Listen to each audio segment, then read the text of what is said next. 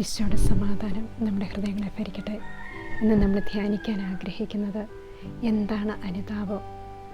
ഈ അനുതാപം നമുക്ക് ലഭിക്കുന്നത് എങ്ങനെയാണ്? അനുതാപം എന്ന് പറയുമ്പോൾ രണ്ട് തരം അനുതാപമുണ്ട്. ദൈവഹിതപ്രകാരമുള്ള അനുതാപവും ലൗകികമായ പശ്ചാത്താപവും. ഈ ദൈവഹിതപ്രകാരമുള്ള ഒരു പശ്ചാത്താപം നമ്മിൽ വരുമ്പോഴാണ് ക്രിസ്തുവിൻ്റെ സ്നേഹത്തിനെതിരെയും ദൈവത്തിൻ്റെ വചനത്തിനെതിരെയും നമ്മൾ പാപം ചെയ്തു പോയി എന്നൊരു വേദന നമ്മളിലുണ്ടാകുക. അതേസമയം ലൗകികമായ പശ്ചാത്താപം വരുമ്പോൾ നമുക്ക് സംഭവിക്കുക ദൈവത്തെ നമുക്ക് ഭയമായിരിക്കും. യഥാർത്ഥ പശ്ചാത്താപം എന്ന് പറയുന്നത് ക്രിസ്തു തന്നെയാണ് അനുതാപം.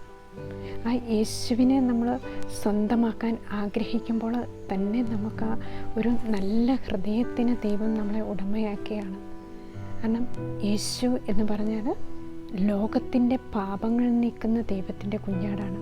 യോഹന്നാൻ സുവിശേഷം 1:29 നമ്മൾ വായിക്കുന്നുണ്ട്. സ്നാപക യോഹന്നാൻ ഈശോയെ കാണുമ്പോഴേ പറയുകയാണ്, ഇതാ ലോകത്തിൻ്റെ പാപങ്ങൾ നീക്കുന്ന ദൈവത്തിൻ്റെ കുഞ്ഞാട്. ആ യേശുവിനെ നമ്മൾ സ്വന്തമാക്കാനുള്ള നമ്മുടെ ഒരു ആഗ്രഹം നമ്മളിൽ വരുമ്പോഴേ അനുതാപത്തിൻ്റെ ഒരു ഗ്രേസ് നമുക്ക് കിട്ടുകയാണ്. അതാണ് ഈശോ നിക്കോദീമോസിനോട് പറയുന്നത്. യോഹന്നാൻ സുവിശേഷം 3:3 5 പറയുന്നുണ്ട്, വീണ്ടും ജനിക്കുന്നില്ല എങ്കിൽ നിങ്ങൾ ദൈവരാജ്യത്തിൽ പ്രവേശിക്കുകയില്ല. ജലത്താലും ആത്മാവിനാലും ജനിക്കുന്നില്ല എങ്കിൽ നമ്മൾ ക്രിസ്തുവിൻ്റെ രാജ്യത്തിലേക്ക് നമുക്ക് പ്രവേശനമില്ല.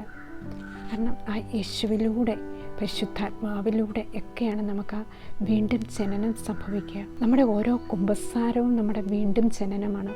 ഓരോ ദിവസവും ഓരോ പ്രാവശ്യവും നമ്മൾ കുമ്പസാരിക്കുമ്പോൾ നമ്മളിൽ നിന്ന് ആ തിന്മയുടെ അംശം, തിന്മയുടെ സാന്നിധ്യം നമ്മളിൽ നിന്ന് വിട്ടുപോയി യേശുവിനെ നമ്മൾ സ്വീകരിക്കുകയാണ്. അതാണ് മിസ്റ്റർ പൗലോസ്ലീഹ യഥാർത്ഥ പശ്ചാത്താപത്തെക്കുറിച്ച് വളരെ വ്യക്തമായിട്ട് പറയുന്നുണ്ട്. 2 കൊരിന്തോസ് 7:9-11 വരെയുള്ള തിരുവചനത്തിൽ, ഇപ്പോഴാകട്ടെ ഞാൻ സന്തോഷിക്കുന്നു, നിങ്ങളെ ദുഃഖിപ്പിച്ചതുകൊണ്ടല്ല, മറിച്ച് നിങ്ങളുടെ ദുഃഖം പശ്ചാത്താപത്തിലേക്ക് നയിച്ചതുകൊണ്ട്, നിങ്ങളുടെ ദുഃഖം ദൈവഹിത പ്രകാരമായിരുന്നതുകൊണ്ട് ഞങ്ങൾ വഴി നിങ്ങൾക്ക് ഒരു നഷ്ടവും ഉണ്ടായിട്ടില്ല. ദൈവഹിത പ്രകാരമുള്ള ദുഃഖം രക്ഷാകരമായ പശ്ചാത്താപം ജനിപ്പിക്കുന്നു. ദൈവഹിത പ്രകാരമുള്ള ദുഃഖം രക്ഷാകരമായ പശ്ചാത്താപം ജനിപ്പിക്കുന്നു. അതിന് ഖേദത്തിന് അവകാശമില്ല. എന്നാൽ ലൗകികമായ ദുഃഖം മരണത്തിലേക്ക് നയിക്കുന്നു. ദൈവികമായ ഈ ദുഃഖം എത്രയധികം ഉത്സാഹവും നിഷ്കളങ്ക തെളിയിക്കുവാനുള്ള താല്പര്യവും ധാർമ്മിക രോക്ഷവും ഭയവും ആകാംക്ഷയും തീഷ്ണതയും നീതിവാഞ്ചയുമാണ് നിങ്ങളിലെല്ലാം ഉളവാക്കിയിരിക്കുന്നതെന്ന് മനസ്സിലാക്കുവിൻ. നിങ്ങൾ നിർദോഷകരാണെന്ന് എല്ലാ പ്രകാരത്തിലും തെളിഞ്ഞിരിക്കുന്നു. ഇതിൽ പറയാണ്, ദൈവഹിതപ്രകാരമുള്ള ഒരു ദുഃഖം വരുമ്പോൾ നമ്മളിൽ എന്തെല്ലാം മാറ്റങ്ങളാണ് സംഭവിക്കുക? ദൈവഹിതപ്രകാരമുള്ള ദുഃഖം നമ്മളിൽ ഉത്സാഹം വരും, തീഷ്ണത വരും, ധാർമ്മിക രോക്ഷമുണ്ടാക്കും, അല്ലേ? ധാർമ്മിക രോഷവും നിഷ്കളങ്കത തെളിയിക്കാനുള്ള താല്പര്യവും ധാർമ്മിക രോഷവും പിന്നെ ഭയവും ആകാംക്ഷയും നീതിവാഞ്ചയും നിഷ്കളങ്കതയും നീതിവാഞ്ചയും ഇതെല്ലാമാണ് ദൈവഹിത പ്രകാരമുള്ള ദുഃഖം നമ്മളിൽ വരുമ്പോൾ ഉണ്ടാകുന്നത്. ആ യേശുവിനെ സ്വന്തമാക്കാനുള്ള ആ സന്തോഷം നമ്മളിൽ വരുമ്പോൾ, ദൈവസ്നേഹം കൊണ്ട് നമ്മൾ നിറയുമ്പോൾ ഇവയെല്ലാമാണ് നമ്മൾ സംഭവിക്കുക. നീതിവാഞ്ച നമ്മളിലുണ്ടാകും, നിഷ്കളങ്കത നമ്മളിലുണ്ടാകും, ആത്മാർത്ഥത, വിശ്വസ്തത, എല്ലാവിധ പുണ്യങ്ങൾ കൊണ്ടും നിറഞ്ഞതാണ് ദൈവഹിത പ്രകാരമുള്ള പശ്ചാത്താപം. ഈ പശ്ചാത്താപമാണ് നമുക്ക് ഓരോ പ്രാവശ്യവും നമുക്ക് ലഭിക്കേണ്ടത്. അവിടെയാണ് ആ വരപ്രസാദം നമുക്ക് ലഭിക്കുക. ഓരോ വിശുദ്ധ കുർബാനയിലും ഓരോന്നും നമ്മൾ ചെയ്യുമ്പോൾ, ഓരോ കൂദാശകളും വചനങ്ങളും എല്ലാം നമ്മൾ സ്വീകരിക്കുമ്പോൾ എന്താ സംഭവിക്കുക? നമ്മളിൽ ആ പ്രസാദവരത്താൽ നമ്മൾ നിറയപ്പെടുകയാണ്. ഈ പുണ്യങ്ങൾ എല്ലാം കൊണ്ട് നമ്മൾ നിറയുകയാണ്. അതാണ് ഉൽപ്പത്തി പുസ്തകം 1:2 നമ്മൾ വായിക്കുന്നുണ്ട്. ദൈവം ഭൂമിയെ സൃഷ്ടിച്ചപ്പോൾ ഭൂമി രൂപരഹിതവും ശൂന്യവുമായിരുന്നു. ആഴത്തിൻ്റെ മുകളിൽ അന്ധകാരം വ്യാപിച്ചിരുന്നു. ദൈവത്തിൻ്റെ ചൈതന്യം വെള്ളത്തിന് മീതെ ചലിച്ചുകൊണ്ടും ഇരുന്നു. അപ്പോൾ ഈ ദൈവത്തിൻ്റെ ചൈതന്യം വന്ന് നമ്മളെ തൊടുന്നതാണ് മാനസാന്തരം. ദൈവത്തിൻ്റെ ചൈതന്യം വന്ന് സ്പർശിക്കുന്നതാണ് മാനസാന്തരം. അതാണ് ജ്ഞാനത്തിൻ്റെ പുസ്തകം 1-ാം അധ്യായം 7-ാം തിരുവചനത്തിൽ ദൈവത്തിൻ്റെ ആത്മാവിനാൽ ലോകം മുഴുവനും നിറഞ്ഞിരിക്കുകയാണ്. അപ്പോൾ ഏത് സ്വീകരിക്കണം എന്ന് തീരുമാനിക്കേണ്ടത് നമ്മൾ ഓരോരുത്തരുമാണ്. ദൈവത്തിൻ്റെ ആത്മാവിനാൽ ലോകം മുഴുവൻ നിറഞ്ഞിരിക്കുന്നു. ദൈവത്തിൻ്റെ ചൈതന്യം വെള്ളത്തിന് മീതെ ചലിച്ചുകൊണ്ടേയിരിക്കുന്നു. ഈ പരിശുദ്ധാത്മാവിനെ നമുക്ക് ആ പരിശുദ്ധാത്മാവിൻ്റെ ഒരു സ്പർശനം കിട്ടുമ്പോഴാണ് നമുക്ക് യഥാർത്ഥ മാനസാന്തരം, യഥാർത്ഥ അനുതാപം വരുന്നത്. അതുകൊണ്ടാണ് നമ്മൾ ഈശോ എപ്പോഴും പറയുന്നത്, പരിശുദ്ധാത്മാവിനെ നിങ്ങൾ വേദനിപ്പിക്കരുത്. ഈ പരിശുദ്ധാത്മാവിലൂടെയാണ് നമുക്ക് അനുതാപം തരുന്നത്. അപ്പോൾ യേശുവിനെ നമ്മുടെ ഹൃദയത്തിൻ്റെ ആഴത്തിലേക്ക് കൊണ്ടുവരുവാൻ നമുക്ക് അനുതാപത്തിൻ്റെ ഒരു കൃപയ്ക്ക് വേണ്ടി പ്രാർത്ഥിക്കാം. വിശുദ്ധ പൗലോസ്ലീഹ പറയാണ്, എന്താണ് യഥാർത്ഥ മാനസാന്തരം, എന്താണ് യഥാർത്ഥ അനുതാപം? ഫിലിപ്പിയർക്ക് എഴുതിയ ലേഖനം 3-ാം അധ്യായം 3-ാം തിരുവചനത്തിൽ നമ്മളാണ് യഥാർത്ഥ പരിച്ഛേദകർ. ദൈവത്തെ ആത്മാവിൽ ആരാധിക്കുകയും യേശുക്രിസ്തുവിൽ അഭിമാനം കൊള്ളുകയും ജഡത്തിൽ ശരണം വയ്ക്കുകയും ചെയ്യാതിരിക്കുന്ന നമ്മൾ. ഈ 3 കാര്യങ്ങൾ വരുമ്പോഴാണ് യഥാർത്ഥ അനുതാപം, യഥാർത്ഥ മാനസാന്തരം.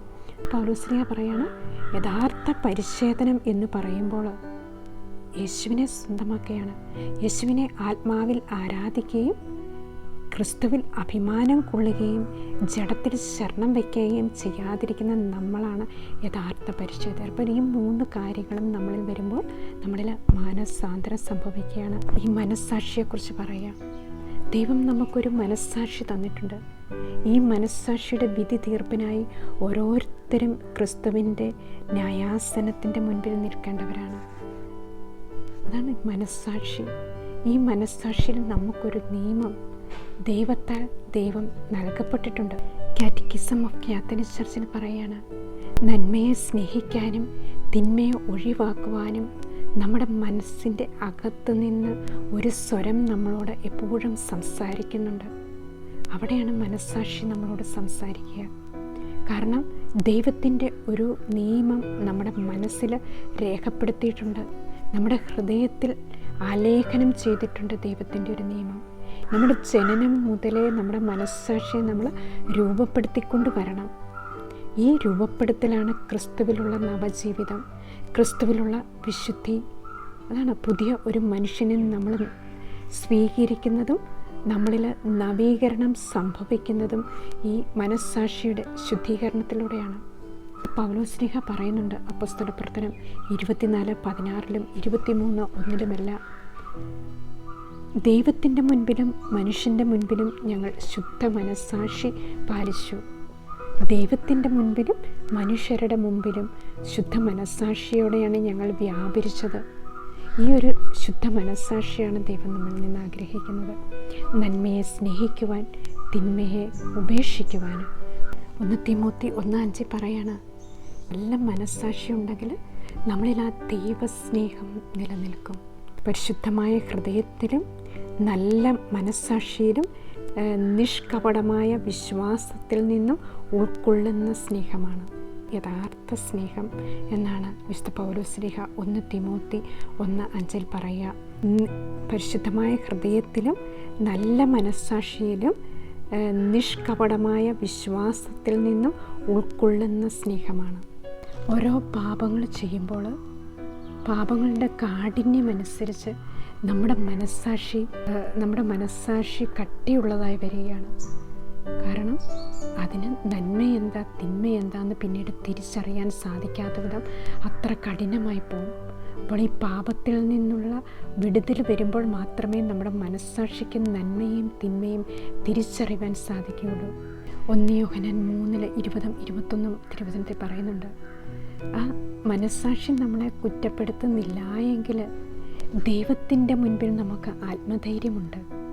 അഥവാ മനസ്സാക്ഷി നമ്മളെ കുറ്റപ്പെടുത്തിയാൽ തന്നെ നമുക്ക് വേണ്ടിയിട്ട് യേശുക്രിസ്തു എപ്പോഴും മധ്യസ്ഥം വഹിക്കുകയാണ്.